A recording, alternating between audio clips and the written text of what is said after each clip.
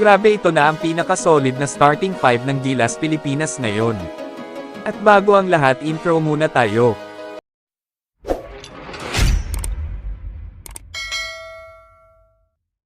Pampagana muna sa'yo, alam ko namang manyakis kang tao.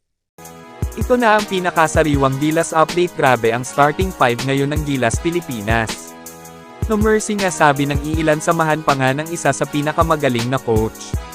Ang unang player sa starting 5 ng Gilas Pilipinas ay ang aking boyfriend na si Baby Dwight Ramos, na alam naman natin na napakali ng ginawang puntos sa mga nakaraang laro sa Gilas Pilipinas at napakalas ng karima neto sa babae, kaya naman lumalakas ang audience impact ng Gilas Pilipinas pag nasa loob na ito ng court. Ang pangalawa naman natin nakasali sa starting 5 ang si Scottie Thompson, na alam na ang galawan ng kanyang coach dahil dati itong naglalaro sa Barangay Ginebra at matagal niyang naging coach si Coach Tim Cone.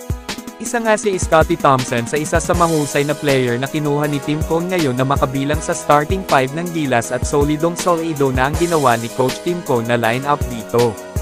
Ang pangatlong player naman natin ay dahil di makakalaro si Junmar Pidardo, ang pumalit sa kanya ay si Justin Brownlee na nagpamalas naman ng kakaibang lakas at pambihirang galing, at siya nga ang nagdala sa Gilas Pilipinas noong nakaraang Southeast Asian Games. Ang pang-apat at ang bagong-bago at single na si Kevin Kiambao. Nakitaan nga si Coach Tim Cone ito ng napaka-flexible na laro na kaya nitong maglaro bilang shooting guard at small forward, at pwede rin itong power forward na ikinabilib ni Coach Tim Cone. At isa nga sa skills ni Kevin Kiambao ay sobrang galing netong mamasa at gumawa ng play, kaya naman itong magiging laro ng acting Gilas Pilipinas team ay kakaiba kung bago durog ang kalaban, no mercy nga kung sasabihin.